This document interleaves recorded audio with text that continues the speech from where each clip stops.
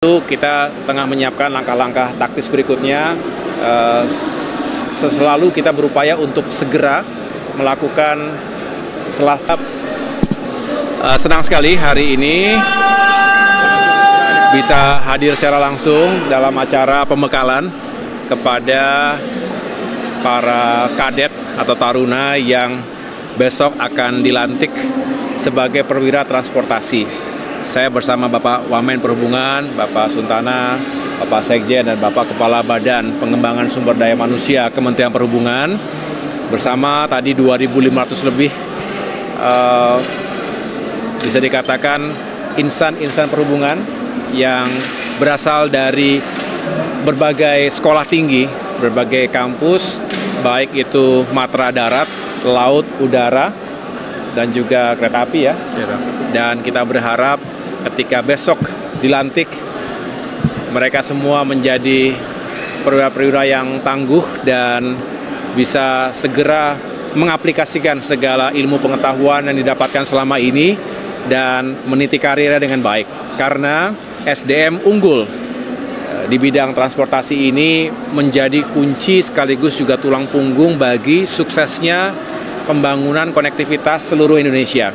Saya dalam kapasitas sebagai Menko Infrastruktur dan Pembangunan Kewilayahan tentu memiliki tanggung jawab juga untuk bisa sama-sama mengorkestrasi sumber daya manusia di seluruh kementerian teknis di bawah Kemenko kami ini, termasuk khususnya di Kementerian Perhubungan. Dan harapannya seiring dengan kemajuan zaman dan teknologi, kita bisa terus memajukan transportasi semakin modern, tapi juga semakin aman, semakin nyaman, semakin efisien, dan tentunya semakin terjangkau. Nah, kalau ini bisa kita wujudkan di tahun-tahun ke depan ini, tentu sesuai dengan arahan dari Bapak Presiden Prabowo Subianto, maka konektivitas akan menghubungkan antar wilayah Indonesia dan memajukan ekonomi, meningkatkan kesejahteraan, termasuk juga mengurangi kemiskinan dan ketimpangan yang ada di berbagai daerah Indonesia. Inilah semangat hari ini, dengan SDM yang unggul, kita menyongsong masa depan perhubungan dan transportasi yang semakin baik di masa depan.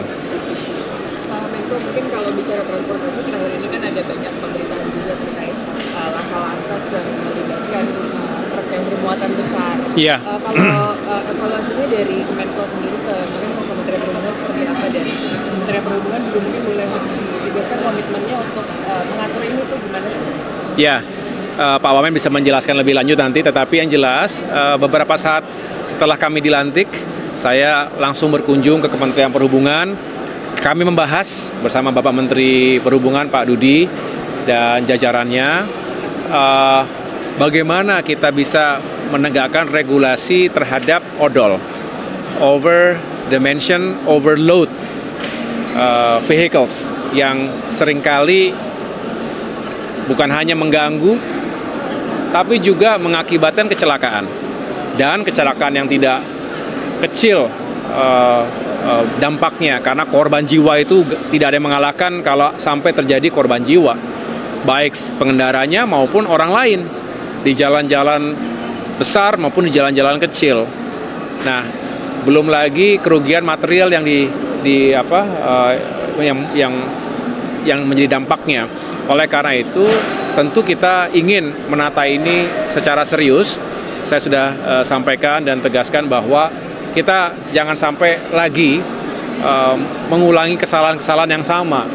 Dan ini harus ada ketegasan bukan hanya dari Kementerian Perhubungan, tetapi juga dari berbagai stakeholders. Mengapa? Berbicara odol itu berarti diawali dari mereka yang mengirimkan logistik dari satu titik ke titik lain, ingin efisien, ingin murah, tapi mengorbankan keselamatan. Udah pasti tidak nyaman, tapi keselamatan lebih tinggi lagi nilainya kalau sudah ada korban ya. Jadi kita ingin tegakkan itu sehingga enforcement-nya tidak hanya disempurnakan regulasinya, tetapi juga setelah itu diterapkan dengan sungguh-sungguh ya. Bahkan ada reward and punishment yang bisa dipahami oleh semua, termasuk oleh pelaku industri dan dunia usaha. Karena sekali lagi jangan sampai atas nama efisiensi, atas nama supaya murah dan lain sebagainya, kemudian mengorbankan keselamatan dan kenyamanan pengguna jalan dimanapun ya. Tetapi kita juga paham bahwa untuk meyakinkan pertumbuhan ekonomi yang baik juga harus dicari solusi yang baik ya. Oleh karena itu kami terus menggodok ini dan sedang telah lebih lanjut dan mungkin bisa dijelaskan lebih lanjut oleh Pak Wamen. Silakan. Terima kasih Pak Menko, teman-teman media. Dari beberapa kecelakaan lalu lintas yang terjadi kita evaluasi. Memang salah satunya adalah kendaraan yang over dimensi itu. Nah, Kementerian Perhubungan di bawah koordinasi Menko Infrastruktur sedang mencari cara bagaimana menertibkan itu. Pertimbangannya adalah faktor keselamatan dan keamanan. Kita akan segera mulai untuk segera dibuat dan dilalui dengan sosialisasi. Memang selain faktor kendaraan juga faktor manusianya. Kita akan mencoba mengingat lagi masyarakat untuk tertib berdisiplin lalu lintas. Demikian, Pak. Ya. Investigasi dari kecelakaan yang di Cipularang kemarin itu bagaimana, Pak? Sekarang kami kepolisian dengan kita semua sedang olah TKP. Hari ini olah TKP langsung dihadiri oleh teman-teman dari Komisi 5. Ya, insya Allah hasil olah TKP hari ini bisa segera diproses hasilnya. Karena kemarin kita lebih mengamankan supaya jalan itu bisa berfungsi seperti biasa. Alhamdulillah olah TKP sudah dilaksanakan kemarin, tapi penyempurnanya akan dilaksanakan hari ini bersama instansi terkait. Oke? Baru Komisi 5 ini meminta untuk adanya RUU LLAJ masuk prolegnas prioritas karena memang kan ini untuk mengatur juga soal odol yang tadi kata Pak Menko. Itu gimana dari Wamen sendiri dan juga Pak Menko, apakah akan menyambut baik dan juga usulan dari DPR itu gimana? Apapun yang menjadi suara masyarakat melalui DPR akan kita tindak lanjuti, kita aspirasi itu akan tindak lanjuti. Untuk hal yang baik pasti kita akan tindak lanjuti. Ya, makasih ya. Oke, makasih teman-teman. Mengenai koordinasi untuk rekonstruksi bencana gunung Merapi dan koordinasi Pak antara dengan kementerian ini di bawah Kementerian. Iya. Kemarin saya berkomunikasi dengan Menteri Perumahan dan Kawasan Permukiman Pak Marwara Sirait. Beliau akan hari ini atau besok akan ke lokasi ya untuk juga melihat secara langsung, dan tentu kita tengah menyiapkan langkah-langkah taktis berikutnya. Selalu kita berupaya untuk segera melakukan setelah tanggap darurat berakhir ya, kita ingin meyakinkan agar masyarakat yang terdampak bencana dimanapun itu segera mendapatkan perhatian dan bantuan langsung dari pemerintah pusat maupun daerah. Ya, kita harus pastikan mereka yang kehilangan rumah misalnya dan juga material yang lainnya bisa dicarikan segera solusinya oleh pemerintah. Apakah itu pembangunan kembali, perbaikan, dan skema-skema lainnya. Yang jelas pemerintah harus hadir. Ini Indonesia kita memang selalu dihadapkan pada tantangan alam ya, termasuk bencana-bencana yang seringkali mengakibatkan masyarakat ini terdampak secara langsung, baik keselamatan diri, keluarga, dan juga dampak ekonomi. Oleh karena itu kami akan bekerja serius untuk meyakinkan bisa melakukan rekonstruksi dan rehabilitasi di sana. Terima kasih. Menyinggung soal pembangunan di Bali, terutama Bandara Bali Utara, itu gimana Mas progresnya? Apa udah ada rencana kapan akan mulai dibangun?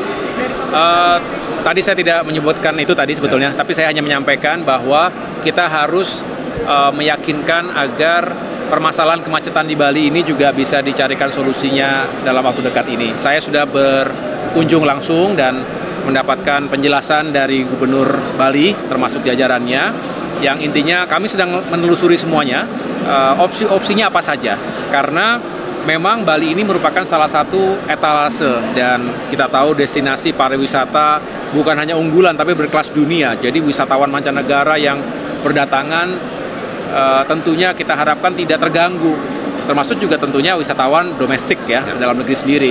Karena kalau terganggu tidak nyaman karena kemacetan maupun ya kehilangan kenyamanannya